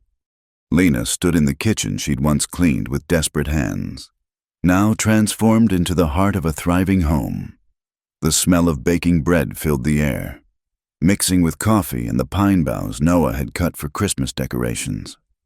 Through the window, she watched Cole and Pike working with a young horse, their breath clouding in the cold air. "Never thought I'd see this place peaceful again," May Donnelly said from the table, where she was helping prepare feast dishes. The older woman had come early to help with the wedding preparations, her practical presence a comfort. "Peace earned tastes sweeter than peace given," Lena replied, checking the roast in the oven. "Speaking of sweet, that man of yours hasn't taken his eyes off the house all morning, like he's afraid you'll vanish if he doesn't keep watch." Lena smiled, warmth that had nothing to do with the stove spreading through her chest. "We both learned not to take tomorrow for granted." Wise learning. Hard won, but wise. May's hands stilled on the pie crust she was crimping. "I remember when you first came to town, thin as a rail. Pride the only thing holding you upright. Look at you now. I had help becoming who I am. No, child. You became who you always were. Just took the right place and people to let it show. The kitchen door opened, bringing a swirl of cold air and Ephraim, cheeks red from the wind. The elder Mercer had aged years in the past months but seemed lighter somehow, as if winning the fight for his home had lifted invisible weight from his shoulders. "Reverend Clark's here," he announced. "Says he'll perform the ceremony whenever you're ready." "Everything's prepared." Lena untied her apron, hands suddenly trembling. After all, they'd faced gunfights, fire, violence. Why should a wedding make her nervous? Ephraim crossed to her, taking her hands in his weathered ones. "Margaret wore her mother's dress when we married. It's been packed away 20 years. But I had Mrs. Peterson air it out. It's yours, if you'd like." Tears pricked her eyes. "Ephraim, I couldn't." "You could and will. She'd want it worn by someone building a future, not moldering in a trunk." He squeezed her hands. "You brought life back to this place. Lena, to all of us. Let us give something back." An hour later, Lena stood before the mirror in the main bedroom, hardly recognizing herself. Margaret Mercer's wedding dress fit as if tailored for her ivory silk, with delicate lace at the collar and cuffs. Simple but elegant. May had pinned her hair up with sprigs of pine and red berries from the winter garden. "Beautiful," May breathed. "Cole's going to swallow his tongue." A knock at the door made them both turn. Noah peered in, grinning. "They're ready for you, Mrs. Lena. Miss Lena. Just Lena is fine. Noah." She smoothed the skirt one last time. "How do I look?" "Like Christmas morning and spring sunshine all at once," the boy said earnestly, making both women laugh. The main room had been transformed. Pine garlands decorated the walls. Candles glowed on every surface. Their community filled the space, the ranch hands, the neighboring families who'd stood with them. Sheriff Morrison looking official. Even some townspeople who'd made the journey despite the cold. But Lena saw only Cole. He stood by the fireplace in his best suit, dark hair slicked back, looking like everything she'd never dared dream of. When their eyes met, his face transformed with a smile so bright it dimmed the candles. Ephraim offered his arm. "Ready?" "I've been ready since the day he paid for my cornmeal." The walk to Cole felt both eternal and instant.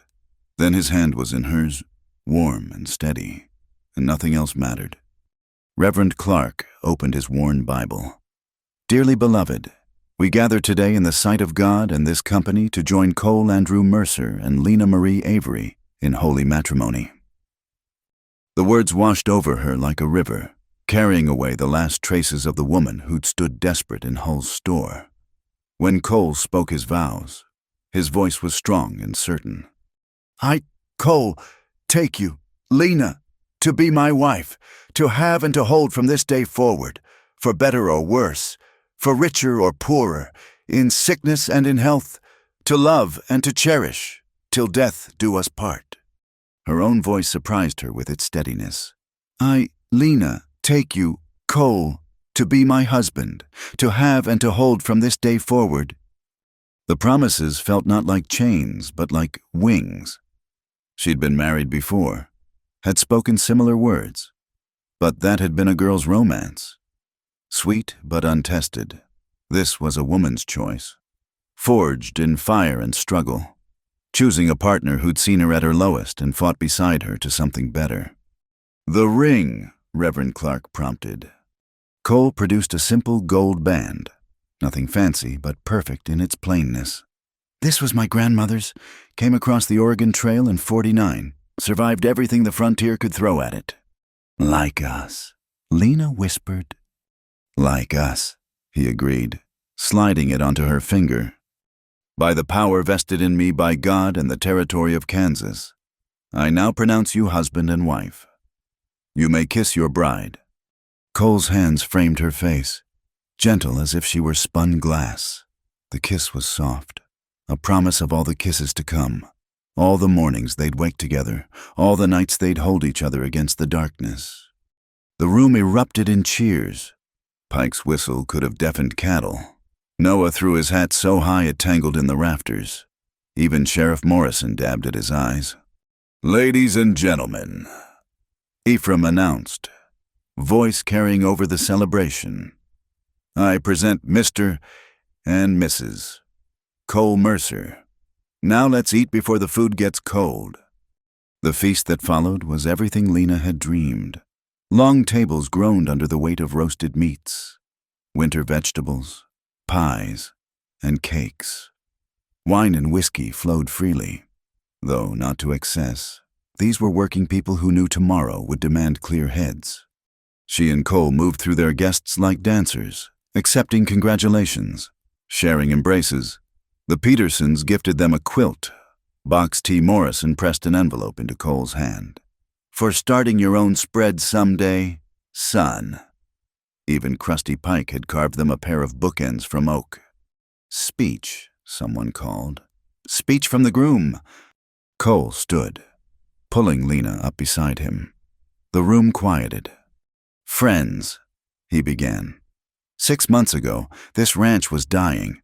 We were going through the motions, but the heart had gone out of it. Then Lena walked into our lives." He looked down at her, eyes warm. She brought more than cooking. She brought courage, hope, the reminder that we're not just holding land, we're building homes. Murmurs of agreement rippled through the room.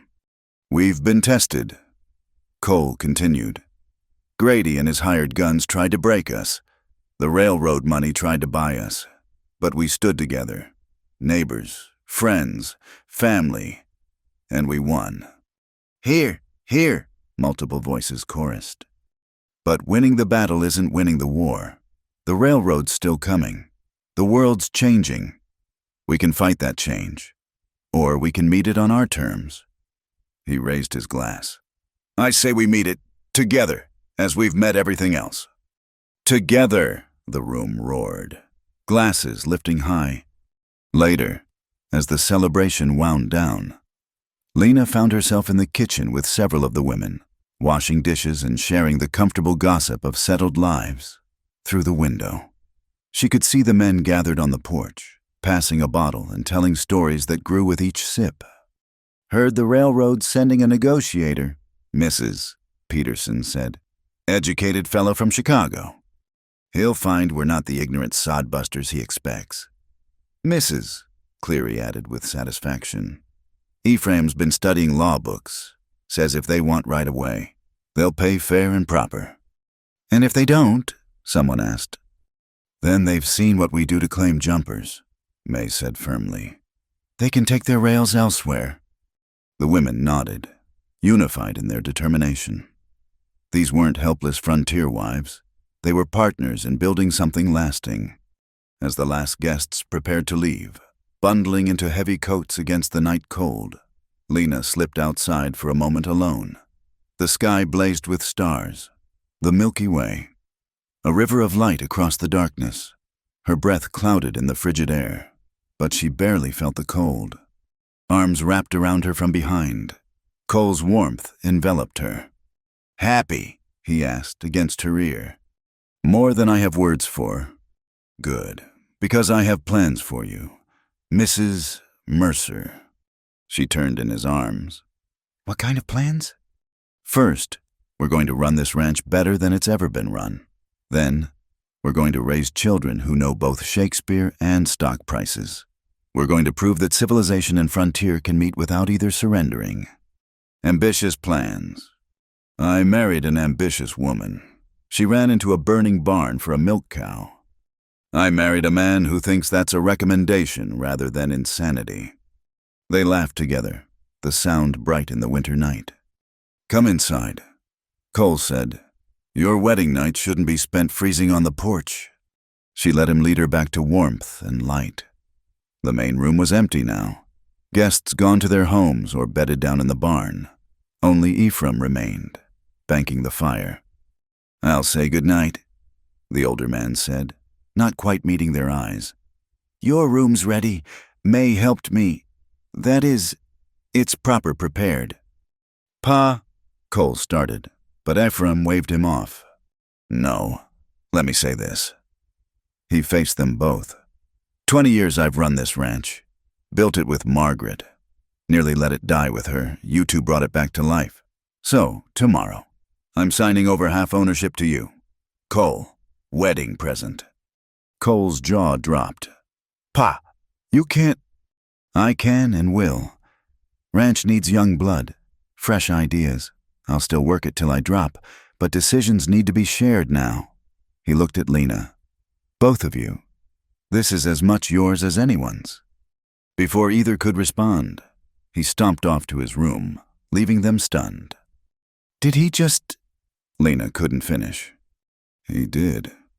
Cole shook his head in wonder. Stubborn old man's full of surprises. They climbed the stairs to the room that would now be theirs. Someone probably had placed candles everywhere, casting dancing shadows on the walls.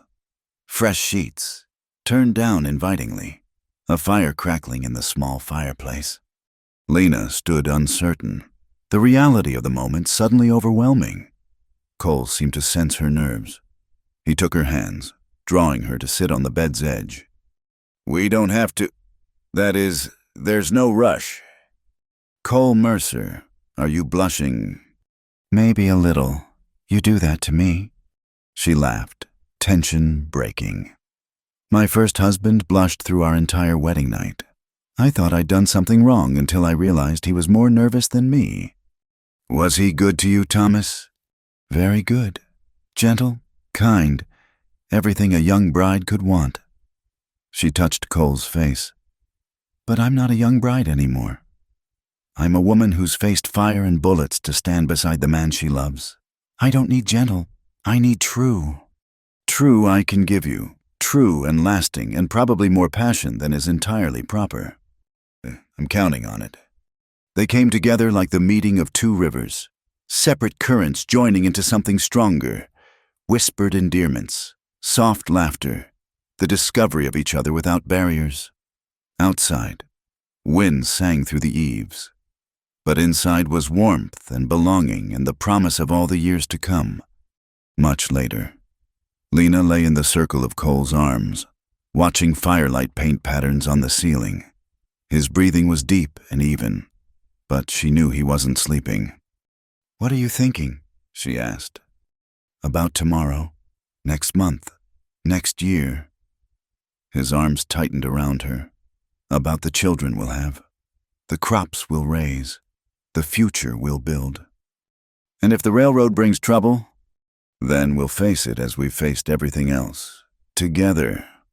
Together, she agreed, the word a vow as sacred as any spoken before the Reverend.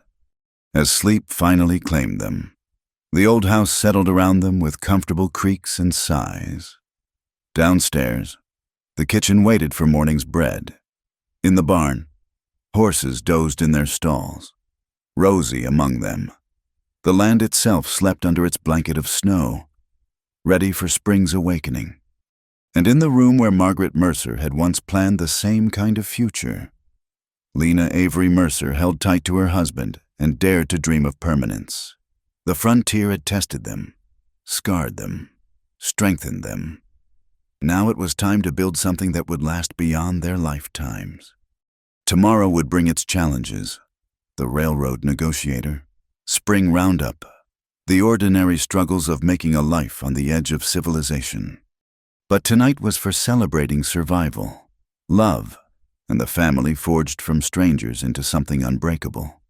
Tonight was for believing that some battles end not in destruction, but in new beginnings. As the fire burned low and the stars wheeled overhead, Ash Mesa Ranch stood testament to the truth May had spoken. They had not changed, but revealed who they'd always been, and who they were. It turned out, was exactly who they needed to be.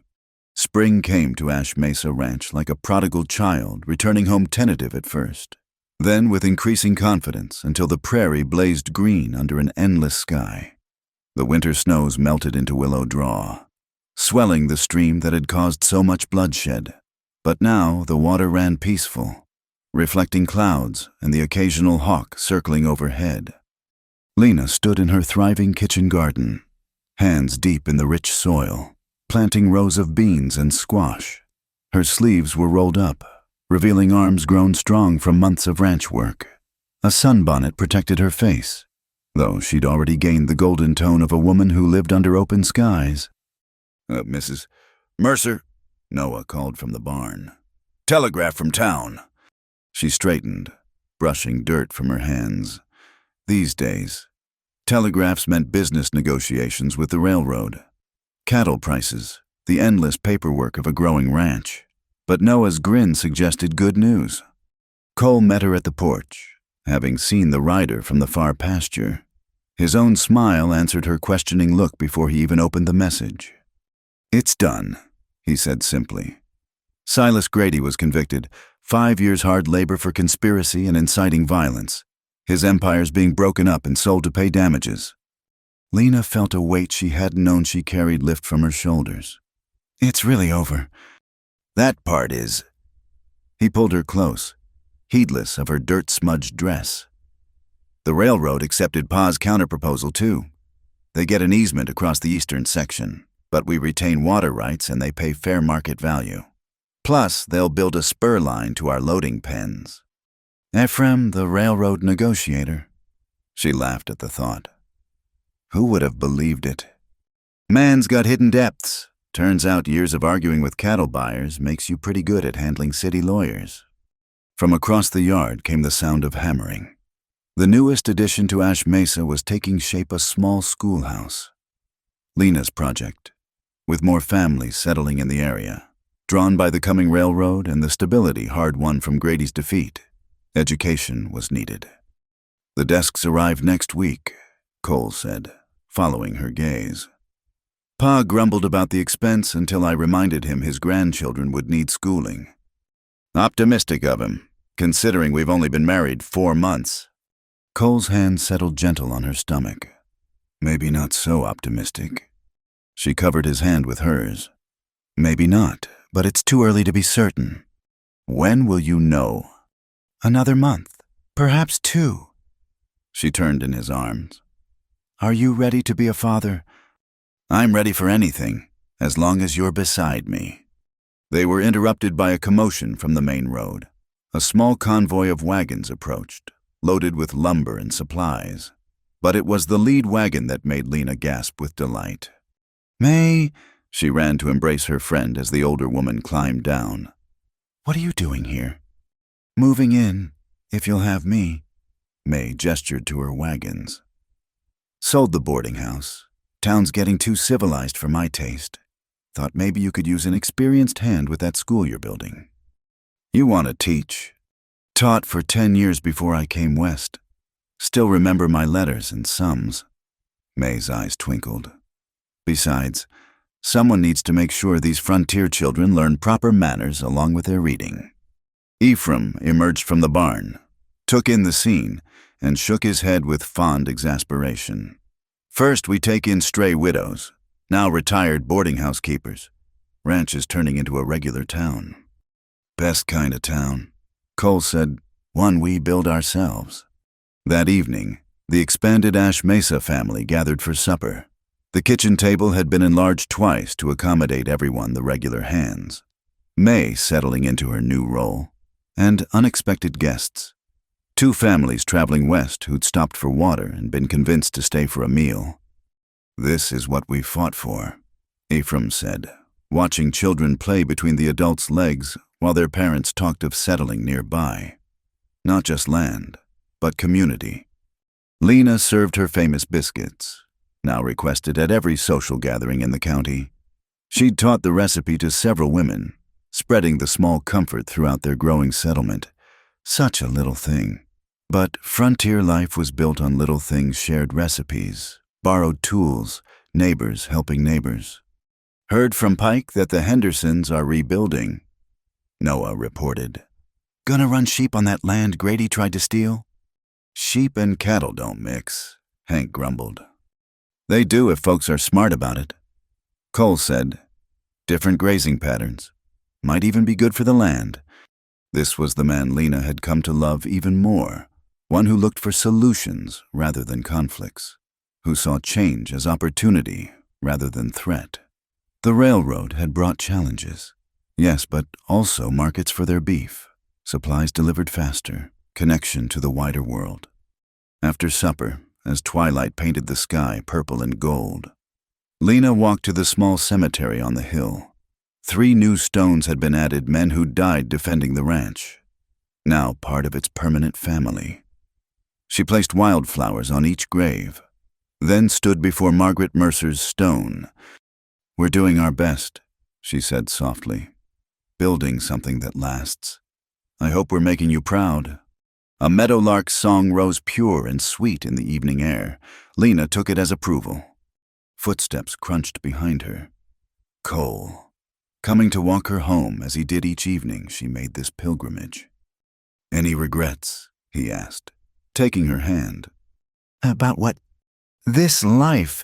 It's not what you planned when you married a schoolteacher." She considered the question, thought of the woman who'd stood desperate in Hull's store. Ring in hand, pride her only possession. That woman couldn't have imagined this standing on her own land, surrounded by chosen family, building something larger than survival. "No regrets," she said firmly. "Sorrow for what was lost, yes, but regret never." They walked back through the gathering dusk, past the new schoolhouse, the expanded garden, the barn rebuilt stronger than before. Laughter drifted from the bunkhouse where the hands were teaching May's city-bred nephew to play poker. From the main house came the sound of Ephraim's violin, a skill none had known he possessed until May asked if anyone played. "Pa's full of surprises lately," Cole observed. "We all are. The frontier strips us down and builds us back up." "What do you think it's building us into?" Lena paused at the porch steps, looking back at their domain. "Something new, not Eastern, not Western, but uniquely ours. A place where Margaret's Shakespeare and Pike's trail wisdom have equal value, where children learn letters and roping side by side, and where brave women run into burning barns, and stubborn men court widows with coffee and kindness." She squeezed his hand. "We're building a life worth defending, worth sharing." Inside, May had the children gathered for their first informal lesson, using charcoal on a smoothed board. She taught them to write their names. Their parents watched with pride and something close to awe. Education on the frontier, free for the taking. "This is just the beginning," May announced. "Come fall, we'll have proper classes, reading, writing, arithmetic, history, maybe even some music if we can find a piano." "I know where we can get one," Ephraim said unexpectedly. "Margaret's is still in storage in Topeka. Been meaning to fetch it." The room went quiet.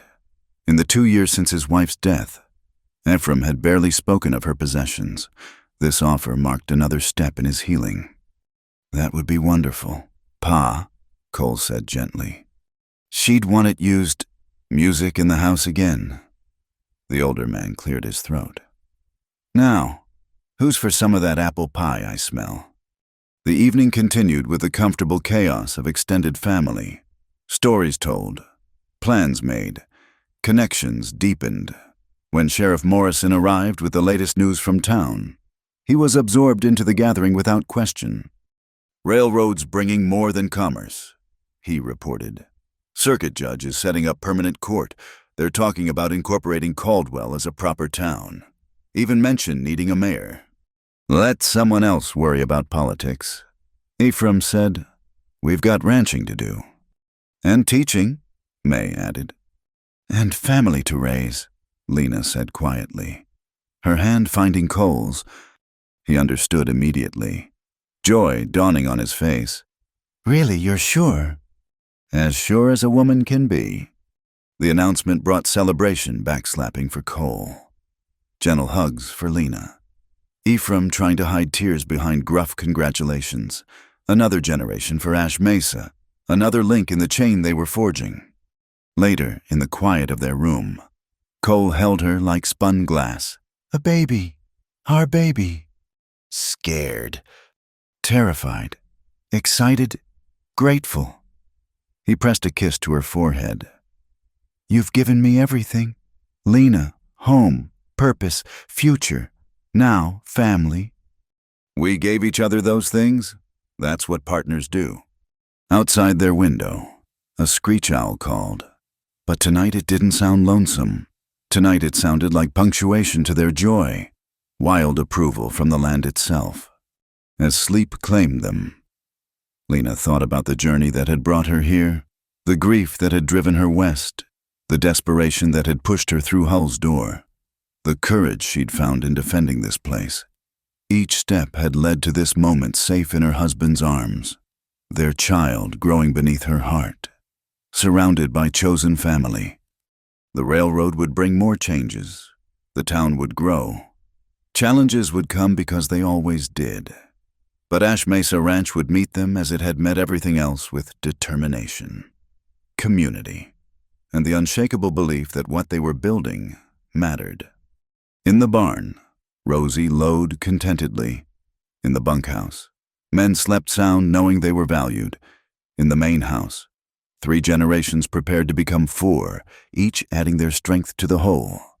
And on the prairie, under stars that had watched countless dreams rise and fall, the wind sang through the barbed wire fence, but tonight, instead of the harsh whine of cut wire, it made music a frontier symphony of survival, hope, and home.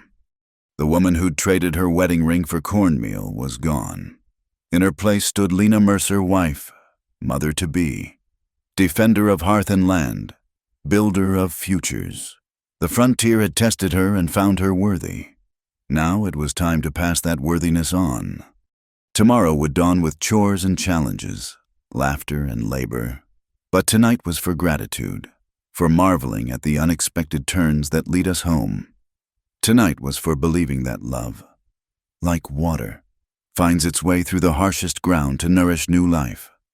As the night deepened and the ranch settled into sleep, one last sound drifted on the air, Noah, standing watch, playing the harmonica Collins had left behind. The tune was simple but sweet, a young man's hope given voice. Even remnants of old troubles could make new music in the right hands. That, Lena thought drowsily, was the true lesson of the frontier. Not that the past could be escaped, but that it could be transformed, made useful, turned from burden to building block. With that thought, she slept, dreaming of children running through garden rows, of schoolhouse bells and harvest songs, of all the tomorrows stretching bright before them. The frontier had made her. Now it was her turn to help make it into something worthy of the price paid in blood, sweat, and courage. And she would. They all would. Together. Thank you so much for joining me on this incredible journey through the American frontier. If you're listening to this story right now, I'd love to know where in the world you are. Please leave a comment below, and let's share this moment together across the miles. Your thoughts and feelings about Lena and Cole's story mean everything to me. If this tale touched your heart, please consider subscribing to Wild West Night for more authentic frontier stories. Give this video a like, and don't forget to hit that hype button to help more people discover this story of love, courage, and the indomitable human spirit. Until we meet again on the prairie, partners.